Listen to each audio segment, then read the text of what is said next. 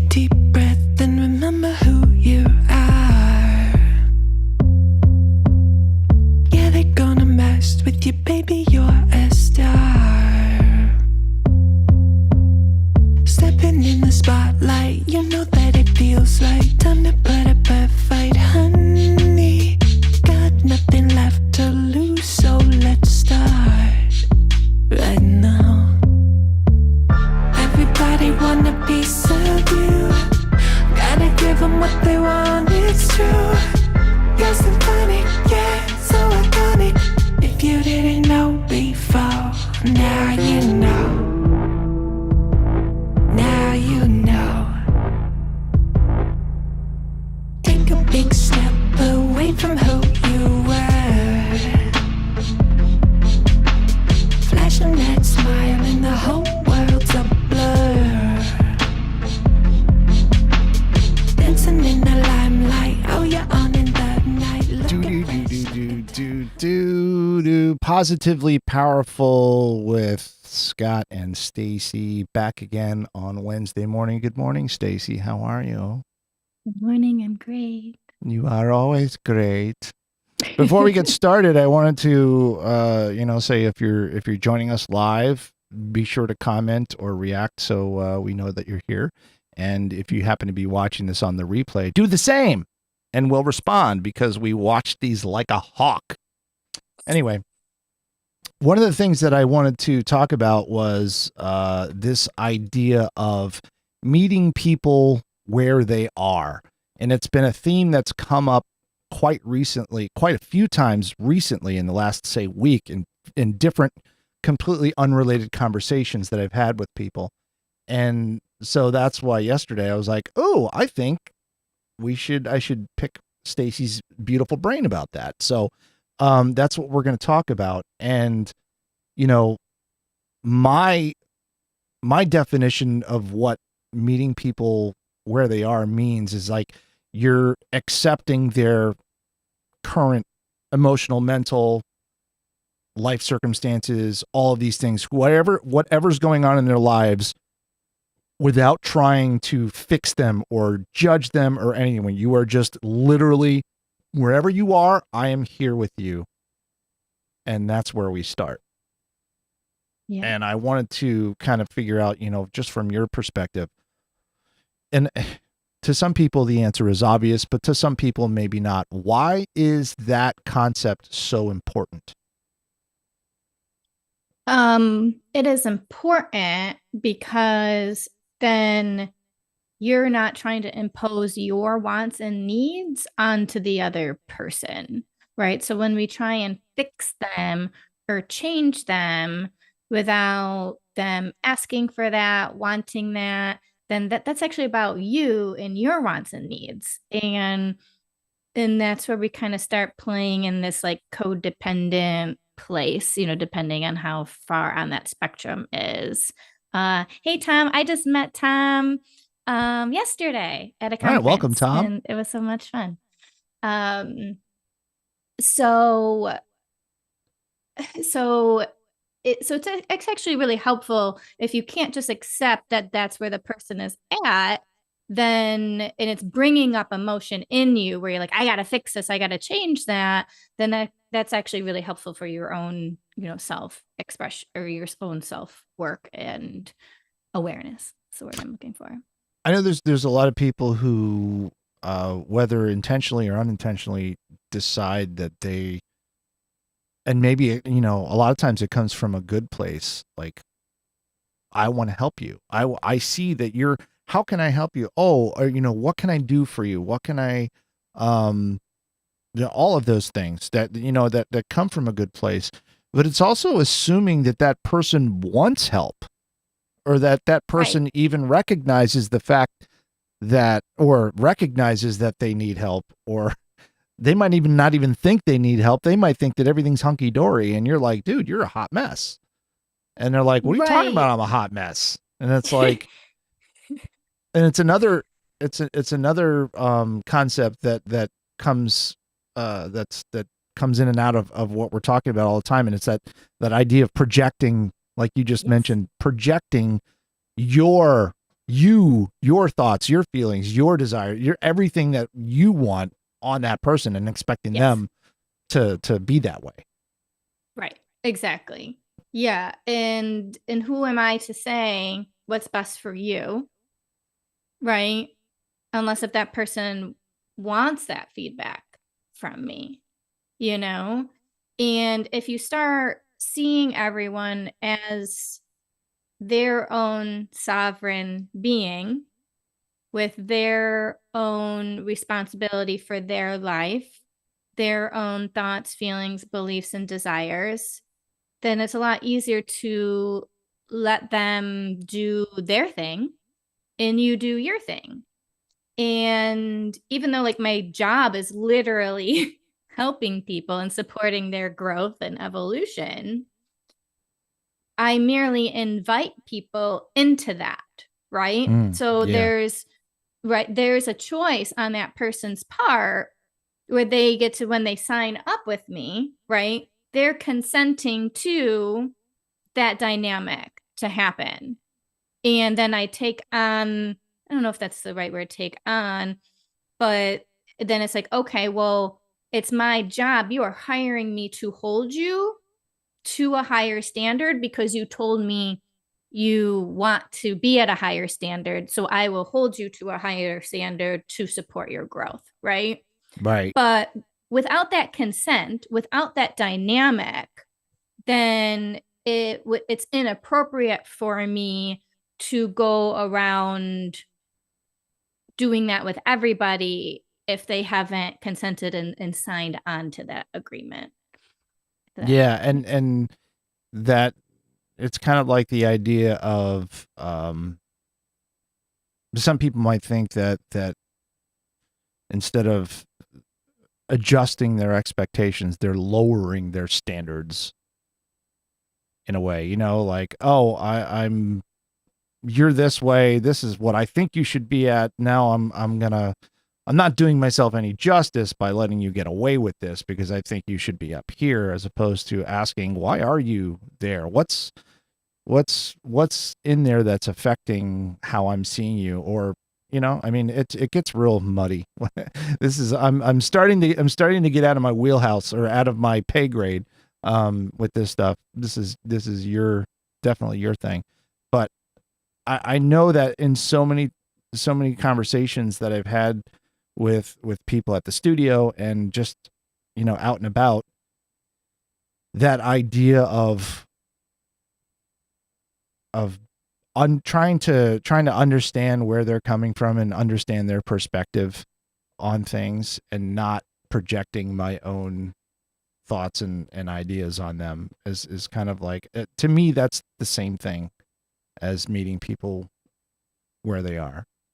Yeah. So the other thing too is you don't need to lower your standards to accept the other person, right? That might mean you have to set a boundary, or that your dynamic with that person changes because they aren't operating at the standard that you desire, right? So then the choice comes on you as to simply accept that and then do what you need to do to move forward. So most people, that's where they try and fix it. It's like, well, they don't want to set the boundary, right? They don't want to change the dynamic. So instead, their solution is, well, if I just change them, then I don't need to set a boundary or change the dynamic. Right. So, and that's why I think most people go into that fixing. I want to give you advice. I want to quote, help you, even though you didn't ask for help or don't even need help, right? We just might have different ways of looking at the world or being in the world. So it's like easier to do that instead of set the boundary, because that can be really hard to do. So I think people do that to avoid that confrontation that might happen with the boundary, or the quote fallout that might happen, right? And so they're really spending their energy on the wrong thing. And I think that the concept of boundaries can befuddle people in some way. And I know myself, I often blur boundaries, like just boundaries between clients and friends, like where I find myself a lot of times doing things for people because somebody has been my client for say 5 years and we get along really well. So now they're kind of like my friend. And so now then, when I may do more for them without like, oh, I won't bill them for that, or I won't bill them for that. And then I realize that, wait a second, now I'm creating these expectations that one day I'm going to say, I got to charge you for that. And they're going to say, well, you never charged me for that in the past. Why would you charge me now? Or how come you didn't charge them that? Not that I like share my invoices with people and say, look what I'm charging them and, compare notes. But, who knows if that situation, two people, Rochester's a small town, two people talk and they're like, hey, we did a podcast with Fitz and he charged me this. And, oh, I only paid this. Oh, well, you're his pal, So like those boundaries, and they're oftentimes over periods of time. Like when you start, there's a nice boundary. It's like you can see it, you can, it's like a fence. And then over time, it's like that fence it's like a wooden fence, and it kind of like just deteriorates. Loses some of it just kind of blah, and now you're like, all right, so it's not a boundary anymore. There's just like this little line that, who cares if we cross it?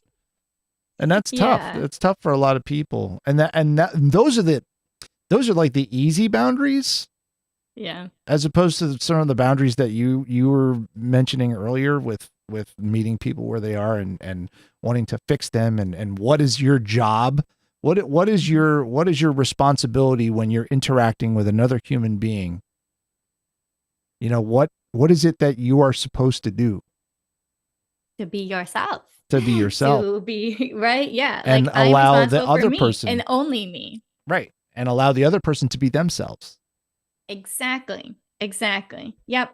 And it's almost so simple that it's hard. Right. Yeah. Yeah, exactly. And it's uncomfortable because then that means we actually have to own our own emotions. And nobody wants to do that. So instead of recognizing I'm uncomfortable right now, I'm having an expectation, I'm having a need that's not being met, right? Nobody's walking around the world for the most part thinking about those things.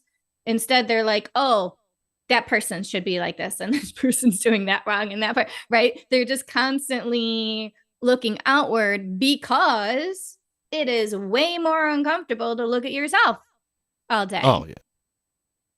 But when we start doing that and start flipping that and recognizing that all my anger, all my discomfort, all my whatever is coming up in me is me and my responsibility.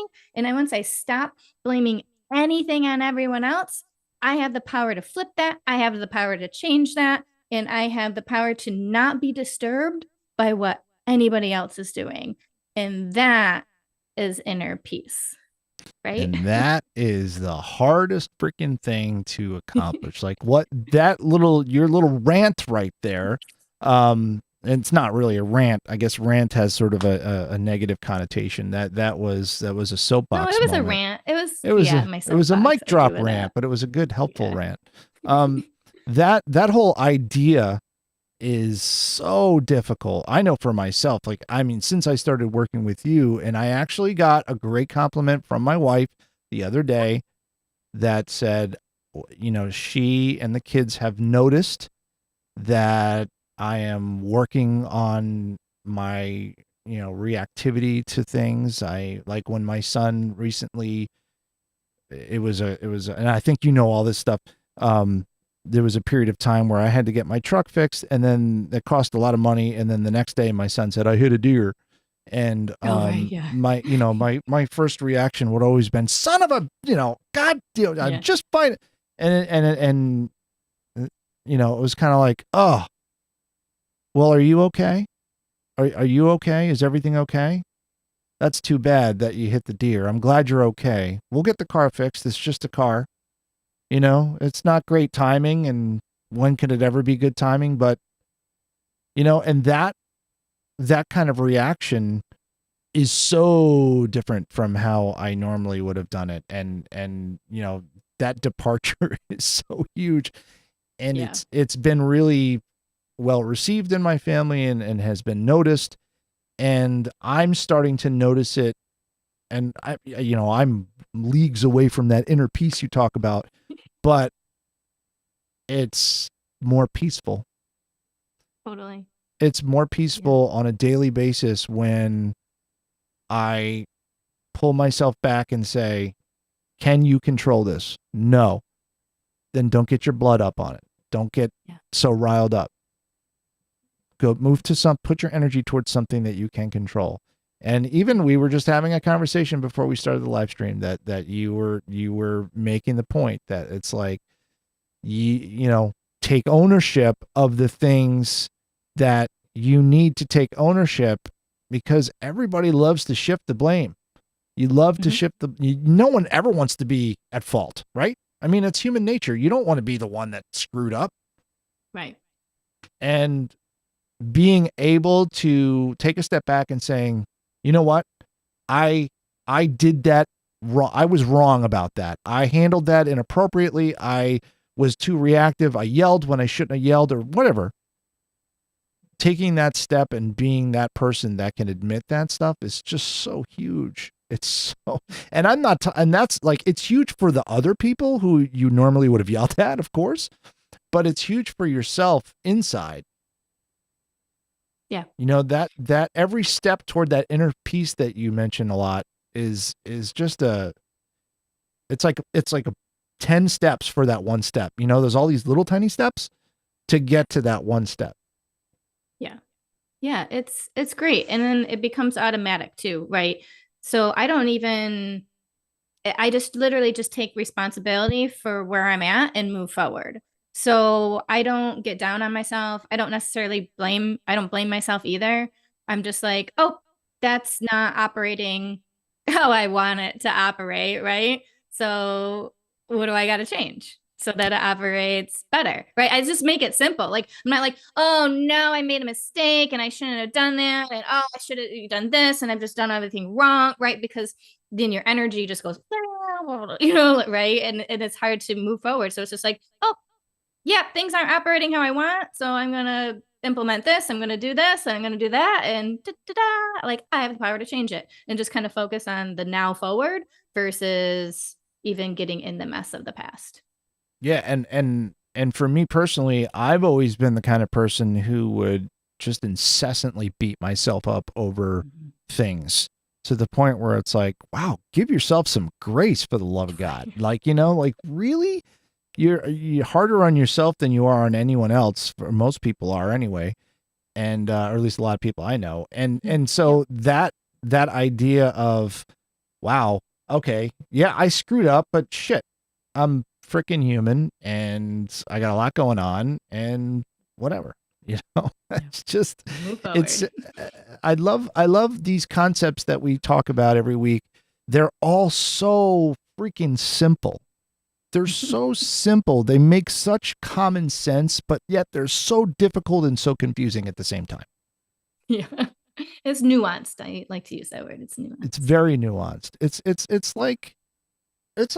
like a marriage. It's like a relationship that a lifelong relationship where you can't imagine not being with that person. And then there's sometimes where you cannot stand being with that person. And that person is yourself. And that person is yourself. Exactly. Exactly. You're like, well, I've heard people talk about this recently. Like, I'm taking myself out on a date. Like, I'm showing, and that's that self-care, that self-love kind of thing where it's like, I'm going to go do something nice for myself. And sure, there's a fine line between taking care of yourself and being really freaking selfish. But I think most people are aware of that line. Most people, not all people. We'll save that whole topic for another. We can do that next week if you want. Yeah, we're definitely going to. And this was kind of a quick and dirty thing, and more importantly, it was the idea that people should really try to meet others where they're at. And we see this in the news. We see this in situations with like agencies and governments who are trying to work with those that have special needs, and their approach is from a fixing mindset and not from a helping mindset necessarily. And I don't think that they know that. You know what I mean? Like, and that's way nuanced. Like, I could go way too long on that. And I know we need to wrap up. Yeah, certainly. but it's just overall that concept of meeting people where they're at, you know. And of course, this is why my podcast is called Positive Blatherings, because I blather. And the whole point and I accept you where you're at, right, Scott. You accept my blathering, and that's why this works so well. And on that note, I hate to do this, but I gotta go. We gotta go. But look, I really, really appreciate this time that we have every Wednesday.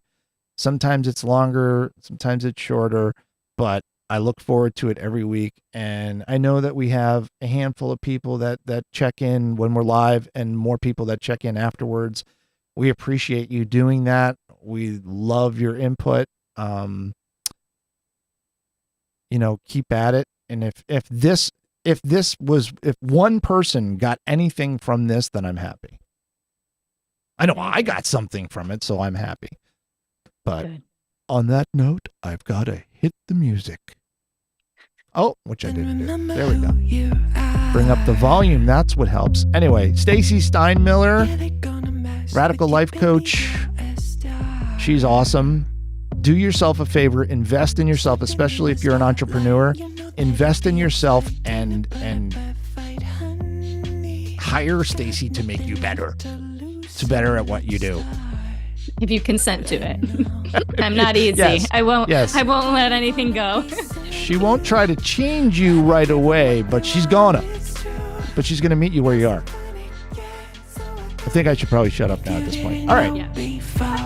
Bye.